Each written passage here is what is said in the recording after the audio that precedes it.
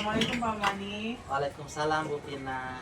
Selamat pagi. Selamat pagi. Bagaimana kabarnya hari ini? Alhamdulillah hari ini sehat ya. Alhamdulillah. Bagaimana dengan Ibu sendiri sehat? Alhamdulillah sehat Pak Mani. Baik Pak Mani, di pagi ini saya minta waktu sebentar ya Pak Mani ya. Boleh, Kita siap. akan melakukan coaching akademik ya. Yang di sini ada tahapannya yaitu praobservasi kelas, observasi kelas, dan selanjutnya ada pasca observasi. Nanti setelah saya mau observasi Pak Mani, nanti akan pasca observasi. Nah, mungkin saya ingin tanya dulu, Pak Mani mengajar kelas berapa? Saya di kelas 5 ya. Kelas 5 ya. Oke, kelas 5. Jadi nanti saya akan observasi Pak Mani di kelas 5 ya Pak ya. Iya, siap. Baik, mungkin untuk selanjutnya nih Pak, langsung saja saya ingin bertanya nih Pak perihal tujuan pembelajaran nih. Mungkin pembelajaran apa nih Pak yang mau diambil? Baik, untuk kegiatan nanti yang akan saya lakukan di kelas itu pembelajaran IPAS ya. Di sini untuk tema pembelajarannya yaitu tentang rantai makanan. Nah, tujuan dari pembelajaran tersebut itu yang pertama, siswa dapat mendeskripsikan jenis-jenis makhluk hidup dalam komunitas suatu rantai makanan di sawah. Nah, kemudian yang kedua, siswa dapat menyebutkan dari berbagai jenis rantai makanan yang ada di dalam komunitas lingkungan.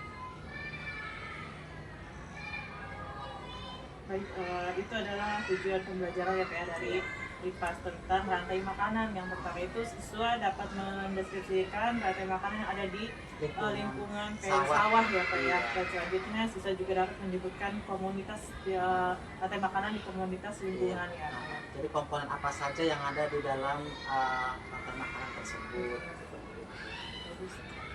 Nah, selanjutnya nih Pak, mungkin dari tujuan tersebut nih ada nih kan area pengembangan yang ingin hendak Bapak capai ini dari tujuan pembelajaran tersebut. Ya, area pengembangan yang ingin saya lakukan di sini adalah yang pertama tentunya kemandirian siswa ya. Kemudian dari kemandirian itu ada rasa tanggung jawab. Tanggung jawab di dalam anak itu menerapkan nanti cara sistem belajar karena diskusi kelompok, baik juga dari tugas individunya gitu. Jadi dari kemandirian, dari tanggung jawab, kemudian dari sikap disiplin itu akan menjadikan anak itu bisa lebih termotivasi untuk bisa ada rasa kesadaran untuk lebih paham lagi kepada materi pembelajaran dan dapat diaplikasikan. Iya, dari ada kemandirian ya Pak ya, tanggung jawab dari itu area pengembangan yang ingin Bapak capai ya Pak dari materi rantai makanan tersebut. Nah, selanjutnya nih Pak, dari tujuan, ada pengembangan, nah di situ kan juga pasti ada strateginya ya Pak ya. Strategi yang ingin disiapkan, mungkin apa nih Pak yang disiapkan dari strategi di pembelajaran tersebut? Yang pertama mungkin saya akan coba terapkan teknik mindfulness ya. Ada ice breaking seperti itu. Jadi untuk memusatkan perhatian siswa. Jadi di sini saya terapkan itu sebagai terapi untuk daya daya fokus dan juga ketenangan anak di dalam menerima ya, kesiapan menerima pembelajaran di kelas nanti gitu. Dan kemudian yang berikutnya saya juga akan lebih interaktif dan juga memberikan 1 atau 2 game kepada anak-anak supaya memancing ada rangsangan kepada anak supaya lebih merasa mereka itu seru dan juga tertantang. Jadi biar seru ya Pak pembelajarannya, biar tidak monoton atau jenuh anak-anak itu tidak seperti monoton ya Bu ya. Mungkin dari mengusahakan apakah ada alat peraganya Pak? Oh, sudah pasti. Ada. Kalau untuk alat peraga itu sudah kita siapkan baik itu dari segi proyektor, infokus dan juga contoh bentuk figur rantai makanan gitu. Kita sudah buat di dalam satu bentuk gambar ukuran A3 ya Ibu. Di situ sebagai contoh bukti konkretnya aja gitu, bahwa selain dari video nanti yang akan kita tayangkan, kita juga dari hasil keterampilan anak itu kita berikan diperlihatkan gitu hasil karya anak, tugas untuk membuat salah satu contoh bentuk rantai makanan yang ada di lingkungan sawah. bagus ya Pak. Luar biasa ya Pak, dari mulai tujuan ke area pengembangan sampai strategi juga sangat, menurut saya sangat bagus, bisa membangun, bisa membuat suasana kelas lebih baik juga, lebih lebih apa ya, lebih nyata ya Pak ya, dari mulai tadi melatih fokus siswa dari mindfulness-nya ya, dari taganya juga sungguh sudah bagus, sudah luar biasa. Mungkin nanti selanjutnya setelah ini kita akan melihat Bapak di kelas ya, saya akan motor Bapak di kelas, saya juga mohon izin ya Pak ya. Mungkin untuk pas observasi ini mungkin hanya segitu saja ya Pak ya. Nanti kita lanjut lagi observasi, setelah itu baru ke observasi ya Pak ya. Baik Bapak, terima kasih untuk waktunya ya Pak ya. Sama-sama Ibu. Ya. Assalamualaikum warahmatullahi wabarakatuh. Waalaikumsalam warahmatullahi wabarakatuh. Baiklah anak-anak, pembelajaran pada pagi hari ini kita akan belajar tentang rantai makanan. Ya. Nah, ada yang tahu rantai makanan itu apa? Rantai Saling makan dan dimakan. saling makan dan dimakan. Coba Rafa bisa? Apa rantai makanan itu? Peristiwa saling makan dan dimakan. Ada lagi yang lainnya? Iya, sudah bagus jawabannya ya. Rantai makanan itu peristiwa saling makan dan dimakan. Nah, boleh kalian lihat yang Bapak pegang di sini adalah contoh dari rantai makanan yang ada di sawah ya. Bisa disebutkan yang pertama ada apa ini? Padi. Ada padi. Padi dimakan tikus. Nah, padi ini sebagai produsen. Apa itu produsen? Siapa yang tahu? Ada yang tahu apa itu produsen?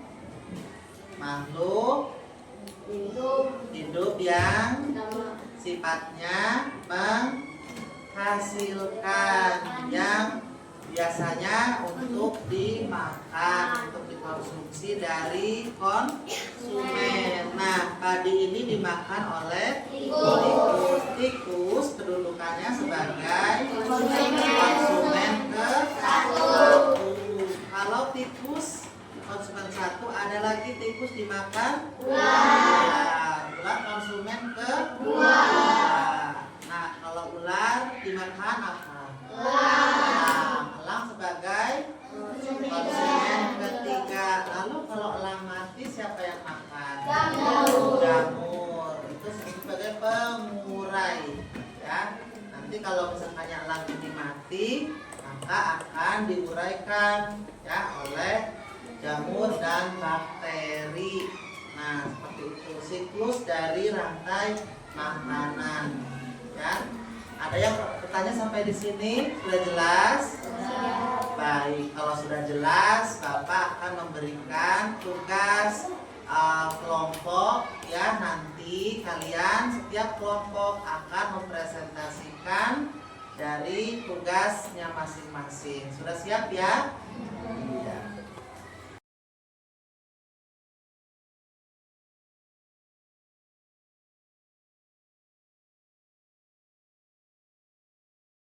Bismillahirrahmanirrahim.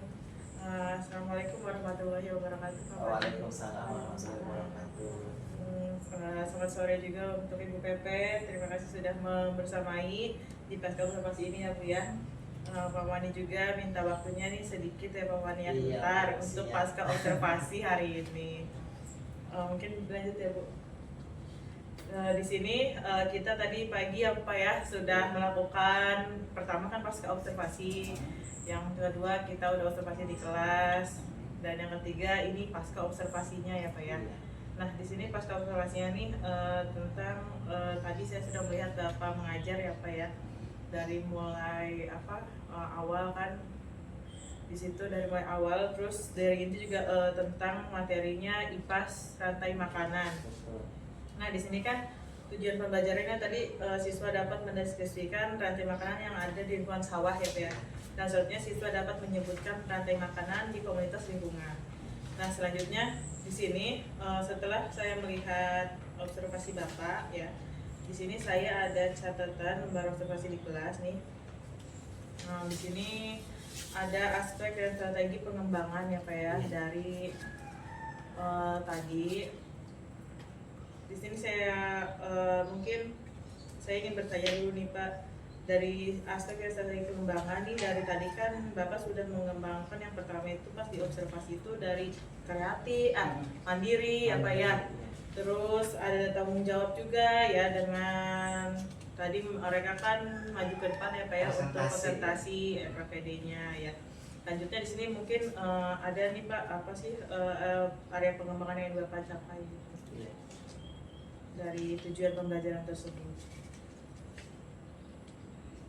Untuk area pengembangan di sini yang ingin saya capai di situ adalah yang pertama kan apa ya, karena karakter dari kelas saya itu mungkin untuk siswa yang laki-laki itu kan hiperaktif ya, lebih banyak juga jumlahnya, kemudian yang siswa dari putrinya juga lumayan separuhnya gitu ya. Dan saya itu pengen apa ya, mengkolaborasikan, menyeimbangkan gitu ya antara kemampuan anak yang pasif dengan yang aktif tersebut dengan pembelajaran berdiferensiasi itu, sehingga keaktifan dari yang laki-laki dengan yang perempuan ini mungkin saya tantang terbalik gitu ya. Jadi si siswa yang putri ini saya tantang lebih dipresentasikan untuk maju ke depan supaya mereka itu lebih apa ya, terangsang, lebih apa ya, misalnya lebih berani lah gitu ya, seperti apa ya